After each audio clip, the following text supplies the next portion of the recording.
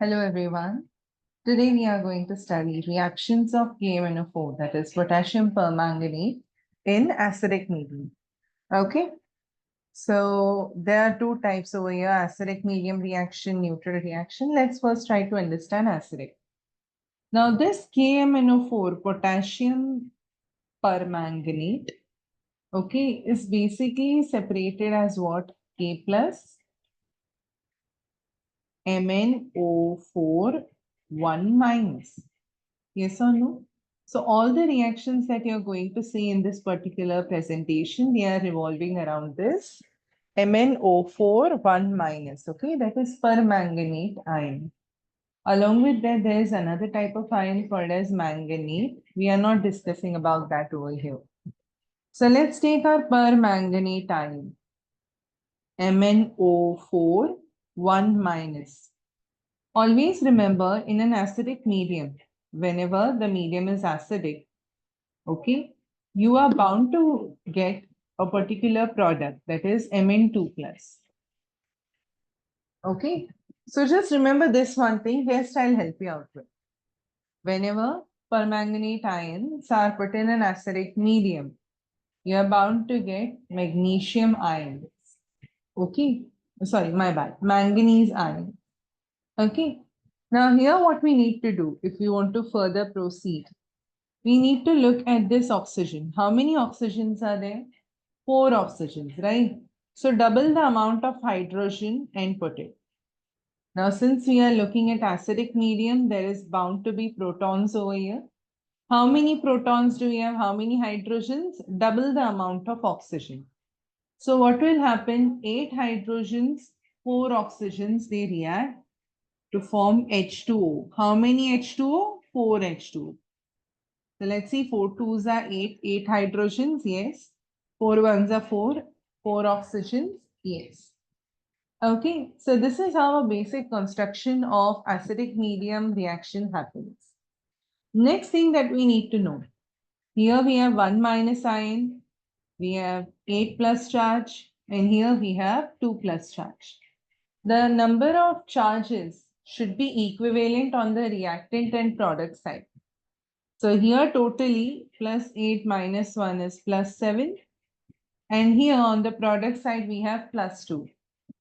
So what we'll do, we'll add 5 electrons on the reactant side.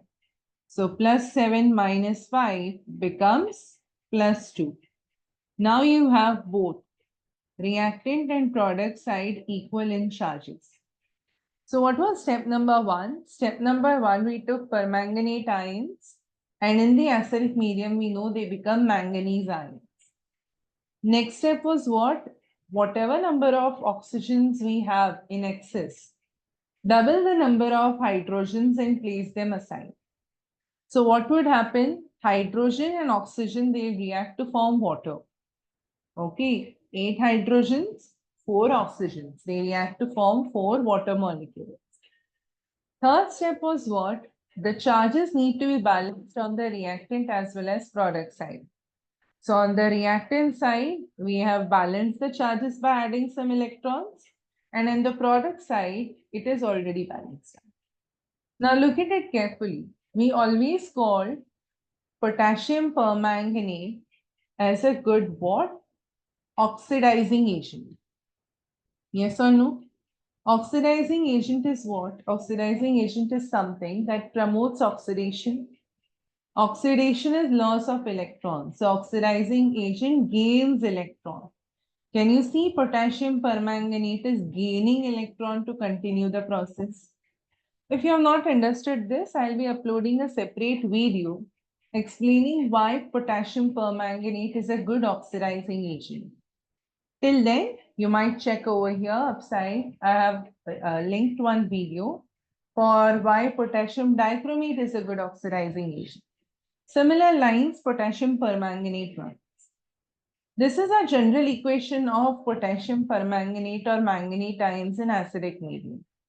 Now, we are going to utilize this general reaction and try to solve one conversion. The conversion is oxidation of iodide, that is I minus, to iodine, that is I2. First things first, write down the general equation. MnO4 1 minus plus 8 protons plus 5 electrons give you what? They give you manganese ions plus 4 water. What is step number 2? Step number 2 is understanding that we need to convert I minus to what? I2. Can you see I2 means 2 iodines together? So on the left hand side also we need to include 2. Why is this 2 coming into picture? Iodine is a molecule and this molecule is diatomic. So it requires 2 iodine atoms coming together. Iodide is a single ion. So if you want to make iodine, which is 2 iodine atoms, we need 2 iodides with us. Can you see? Iodine has no charge over it. But iodide has 2 into 1 minus 2 charges, right? Why? Because every iodine atom would have 1 minus charge. Since there are 2 iodine atoms, there are bound to be 2 minus charges. So on the right hand side, we are going to remove the 2 electrons. Why is this happening? Please pay attention. If you have not understood, try to understand this. There are 2 iodide ions. And the iodine over here has no charge. It has 0 charge. Right? So minus 1 becomes minus 2. So on the reactant side, we have minus 2 charge. Product side, we have 0 charge. Any completely satisfied compound or molecule will always carry a 0 charge. That you need to know. How to balance the minus 2? We are going to add 2 electrons over here. Okay, the 2 electrons bring the negative charges and both the sides get balanced. Okay. Now, one thing you might have realized in your textbook as well as for any chemical equation, we never prefer writing electron numbers. Okay, we just purely hate it. So we don't like this pi electron being written in our equation, this 2 electron being written in our equation. So what we'll do, we'll try to equalize both these electron numbers and cancel them out finally. So pi and 2 have nothing as such in common in them, right? Apart from taking the LCM, that is 10. Pi 2s are 10, right? So if I want to make the number of electrons same, I'm going to multiply the first equation by 2 and second equation by pi. What will this give me? This will give me 2MnO4 1 minus plus 16 hydrogens plus 10 electrons. On this side, it would become 2Mn2 plus 8 water molecules. Second reaction would become what? 10 iodide giving 5 iodine plus 10 electrons. Best part over here, best part would be that our electrons get cancelled. 10 electrons on the reactant side, 10 electrons on the product side. They get cancelled. So you need to club your reaction in such a way that all the reactants come on one side. 2MnO4 1 minus plus 16 hydrogens plus 10 iodide and club all the products on another side. 2Mn2 plus 8H2O plus 5 iodine. And now you can cross-check with your textbook. You will realize that this is the final equation that has been mentioned. So a lot goes while formulating this equation. I wouldn't suggest you to remember the coefficients of each and every reactant while learning this. It would be very difficult since there are many reactions, right? So try to understand the general equation, compare it with the oxidation that you wish to do for, okay, and then equate the number of electrons. Once you cancel the number of equal electrons, you get your final equation. So step number 1, write down the general equation in acidic medium. Step number 2, write down what you want to convert or oxidize.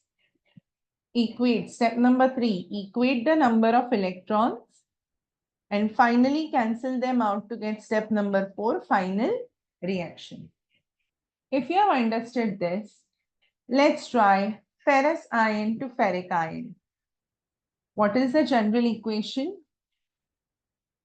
MnO4 1 minus plus 8 hydrogens plus 5 electrons, giving you Mn2 plus 4 water molecules.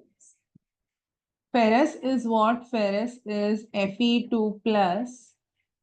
Ferric is what? It is Fe3 plus. Okay. So when will ferrous turn to ferric? When it loses one electron, right? Fe2 plus meaning 2 electrons are lost. Fe3 plus meaning 3 electrons are lost. So to convert Fe2 plus Fe3 plus, we need to lose 1 electron. Okay. Now what is step number 3 then? Step number 3 is we are going to equate the number of electrons. Original reaction has 5 electrons. The second reaction has 1 electron.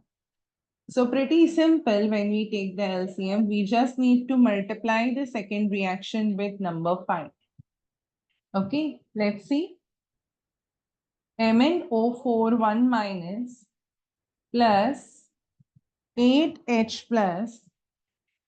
plus 5 electrons, giving you Mn2 plus 4 water molecules. What becomes for the second reaction? We are multiplying it, right? So 5 Fe2 plus, giving you 5 Fe3 plus 5 electrons. Can you see 5 electrons on the first reactant side as well as second product side? Cancel them out. Club all the reactants together on one side and club all the products on the other side. And here you get your final equation, which you might spot in your textbook, but they are directly mentioned there. So it would be helpful if you follow this particular type of method in order, sorry, my bad, not 5 electrons, 5 Fe. Okay, if you follow this kind of method, it would be really easy for you to solve any equation which comes. Okay, if you have understood this, you can try out oxalate to carbon dioxide. I'll give you the basic reaction if you want. Okay, and then you might pause the video and try by yourself. General equation MnO4 1 minus. We have 8 hydrogens. We have 5 electrons becoming Mn2 plus 4H2O. Correct? Oxalate is what? It is C2O4 2 minus. And what is it forming? CO2. There are 2 carbons over here, na? And 4 oxygens. So it is twice CO2. Right? Now, if you see CO2 has no charge on it. Here there is -2 charge and CO2 has no charge on it. So what do? We are going to put 2 electrons on the product side. How will the actual reaction look like? I want you to formulate. Pause the video, try it yourself, and let me know. Okay? You can pause the video over here, so I'll continue on. Okay.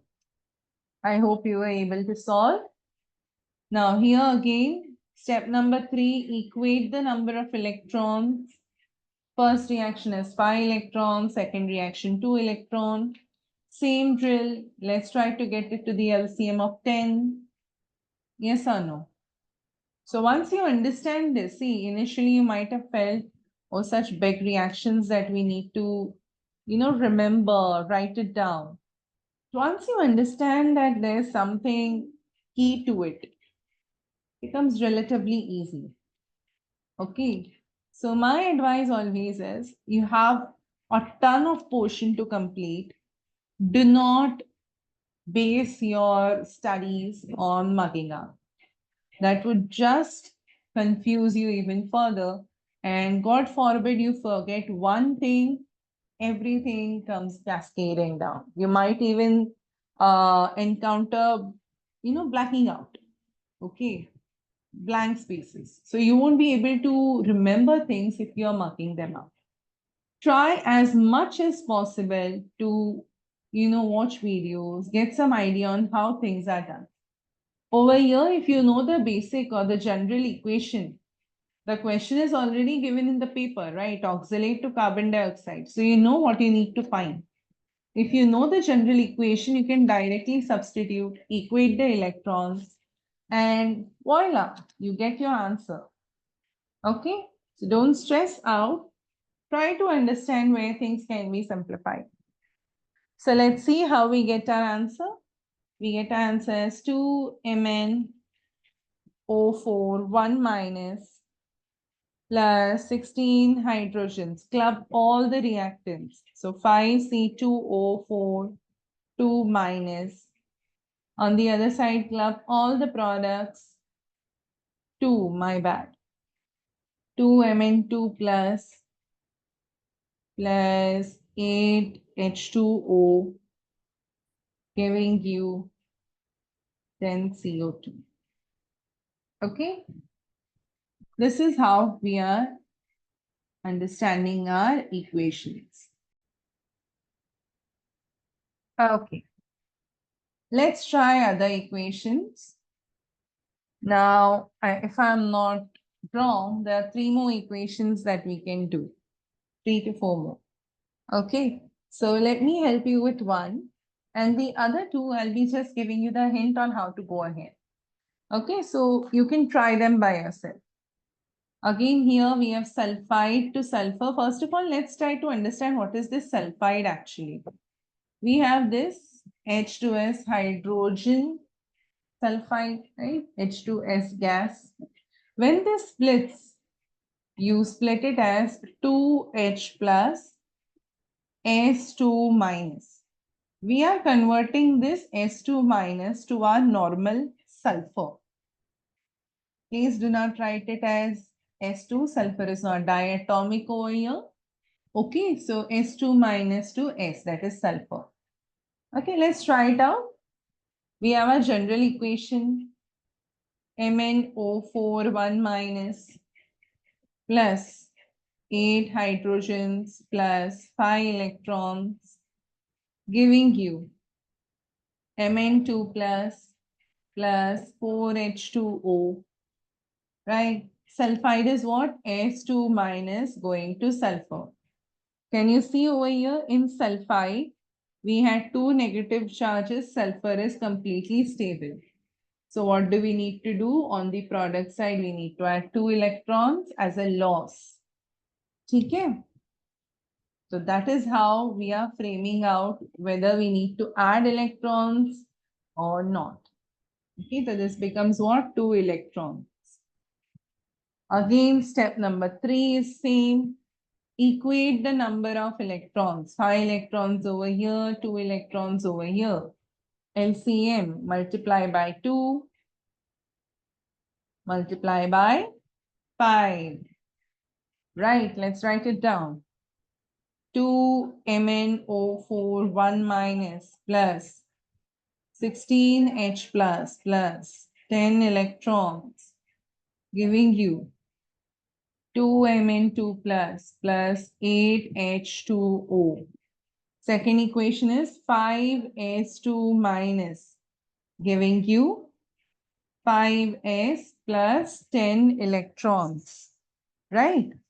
What do we need to do in step number 4? Cancel out the equal number of electrons.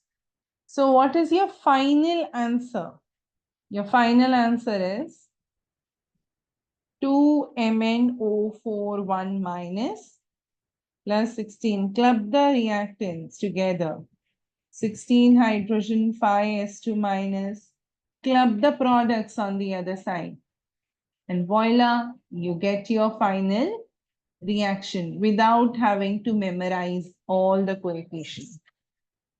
Okay, step number 1, general equation. Step number 2, write down the conversion. Step number 3, make the electrons equal. Step number 4 is cancel out the equal number of electrons, get your original equation.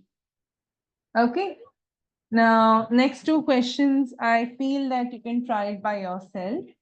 Okay, so we have sulfurous acid is nothing but H2SO3.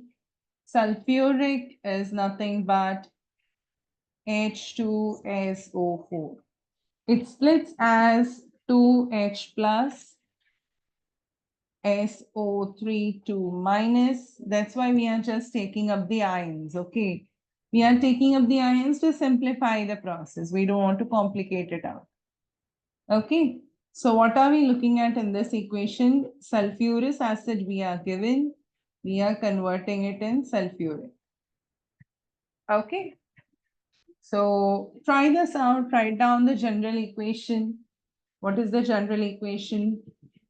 MnO4 1 minus plus 8 hydrogens plus 5 electrons giving you Mn2 plus 4 water molecules.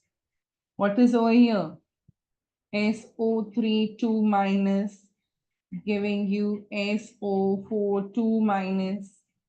Yes or no? Can you see there are some electrons and protons being exchanged? Here, let me give you a hint. Always check the number of oxygen. Here there are 3 oxygens, here there are 4 oxygens, right? Because there is one extra oxygen, we are going to nullify it using double the amount of hydrogen. We did the same thing over here. Okay. Depending on how many extra oxygens you have on either side, double the number and write down as protons. So can you see 1 oxygen, 2 protons? On this side, we are bound to get water.